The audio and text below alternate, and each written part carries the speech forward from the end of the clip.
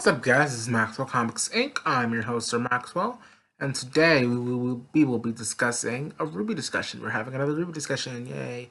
So this we are doing is I want to talk about the tragedy that is Pyrah and nikos. I will be doing a few of these videos that will have the tragedy in front of them, so it's a little tragedy series on some tragedies and remnants that just happened. First tragedy we're going to be talking about is Pyrah, nikos herself, the invincible girl. So, yeah. So Pyrah was an invincible girl. She's from Mistral. She ran the Mistral tournament a lot. You know, she was a very good fighter. She had a very good semblance. People really didn't know what her semblance was. But she moved. She had polarity, so she slightly moved the metal of people she fought. 'Cause a lot of people use metal. It would just look like she was invincible, but really she was kind of manipulating it to her own ways, which is not cheating. She's using her semblance just like anyone else, in my opinion. What's really sad about her is that we never really got too much into her perspective. They tried to, but it was still the show was still called RWBY, so we had to focus on them more, which I understand. But I really wish we would have gotten some more stuff with her. And a lot of her stuff was her having this crush on Jean. And there's nothing wrong with her being, having her little crush on Jean. That's fine. I find myself having a little crush on Jean sometimes too. I mean, it's Jean. But we'll go watch my Defending Jean arc video if you have not seen that. It's good shit. Yeah. A lot of her plots were just being in love with John and John not noticing her. Pyrah was such a cool character. You could have done more with her, and you tried to. Yeah, you did do more with her in season 3. But that's when leads into my next topic. Pyrah was really not given all the. I feel like a lot of people want to say Ozpin was cheated. Ozpin, leads students to their death and blah blah blah. Pyrah is the prime example of this, but I feel like Pyrah is the only example of this. Maybe when we find out more about Summer Rose. Maybe my tune will change, but as of right now, I don't see how that could be, a thing, and normally does.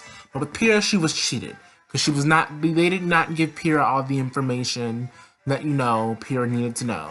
That she was told that there were maiden powers, and that she was told that the situation that happened to the maiden. But what she was not told is, hey, these are what these powers do. These are what these powers are for. These powers guard relics. Salem wants the relics. By the way, the Grimm has a leader who wants to kill you and take your powers. She was not told all that information. So, people were like, oh yeah, she made a choice. She was not given all the information. Granted, maybe Pyrah probably would have, still done it, even if she knew. But she didn't know the magnitude. She didn't get the big picture. She thought it was just Cinder coming for one beacon, for one little thing. No. She needed to know that the relics were a thing and Salem was a thing, and she was not made aware of that. You know what I mean? And personally, I think Pyrah is a parallel to Summer Rose. So let's be honest. Another discussion coming up. I have just had an idea to do was the parallels between Team Stark and Team Juniper, but that's for another day. But I guess this could be part of that. I don't know. Pyrah really was not given all the information, so she just died for nothing. Literally, Pyrah's death was for nothing. Some people were like, oh no, Pyrah softened her up for RWBY to come murder her. No, because Cinder survived that. She got back to Salem. She got stronger. She recovered. Cinder's fine. In Volume 4. Wink, wink. Yeah. So basically, Pyrah died for nothing. Nothing. It didn't even activate John's semblance. It did nothing. Pyrah's death was meaningless, kind of like Summer Rose's.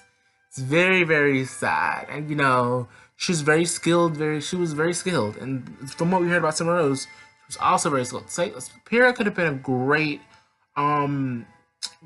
ally, a great fighter at Haven, She could have really been useful to the show, but she's dead, and I'm glad she's dead. I mean, I'm not glad she's dead because I love Pyrah, but I'm glad she's dead. In the fact that we have there's stakes. Our friends have died. It used to be Teams RWBY and Juniper.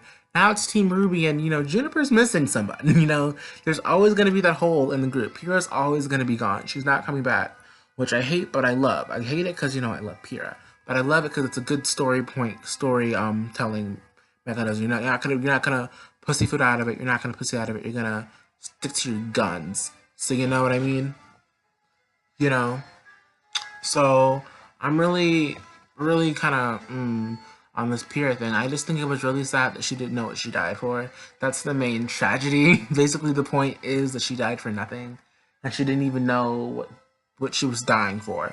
She thought she was being noble, but she was being stupid. And you know what I mean. So, and if Osmond would have given her the information, maybe she would. I don't know. Maybe it probably wouldn't have changed the outcome, but at least you couldn't look at Ozpin shady and be like, hey Ozpin, why didn't you give this girl all the facts? She signed up for a power, but she didn't know all the clauses. It's like when you get like a cell phone contract and there's a clause that either you don't read or you're not given until it's time for them to use it against you. That's what that seemed like to me, to be honest. I mean, and she will always be remembered as having this crush on John. She never even got a song. Yeah, they never even got a song. Never even got a song. I mean, she did have 2 songs, but they were all about having a crush on John. They weren't about like feeling invincible and feeling like it was her responsibility as a huntress to save the world and how she felt about getting the maiden power, or how she felt about this. Or it was all about I have a crush on John, and forget about the little chicken, right? She don't care about you when she's so uptight. Dream Come True is really good. Maybe I should be playing Dream Come True instead of a string version of Mirror Mirror. But yeah, it was really sad, that she will ever be remembered as that girl that had a crush on John, and who's there to be shipped, and I wish Pyrrha would have got a theme song. I wish Pyrrha would have got some songs about her feelings, not just about John. Maybe one about John, maybe one Arco ship, but not like 2. There were literally 2 Arco ship songs in Volume 2, and I did not care for them at all. But I mean, yeah, that's basically the tragedy of Pyrrha and nikos. I hope you enjoyed this discussion. If you have anything else that's sad you want to talk about Pyrrha about, leave it down in the comments.